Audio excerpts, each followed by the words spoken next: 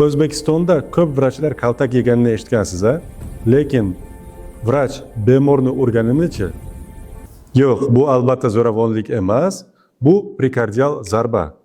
Qadimda 10-15 yillar oldin yurak ritmi buzilganda, yurak urishi buzilgan bemorlarni ko'ksiga musht bilan urib, yurak ritmini tuzatishgan. Hozirgi kunda yurak urishi buzilsa agar elektroshoker bilan tok urishadi. Xuddi ana shu narsani musht bilan urib tuzatishgan. Bu metodika ishlashi uchun bemor albatta statsionarda, bolnitsada bo'lishi kerak. U monitorlarga ulangan bo'lishi kerak va o'sha yurak ritmi buzilganini birinchi soniyadaroq birdaniga urish kerak. Hozirgi kunda bu metodika deyarli ishlatilmaydi. Bunga asosiy sabab travma bo'lishi va samaradorlik foizining juda kamligi.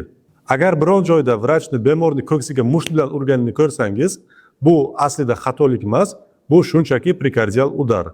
Ayrim holatlarda ishlatish mumkin. Agar bu narsani bilmagan bo'lsangiz, o'z do'stlaringizga jo'natib qo'ying.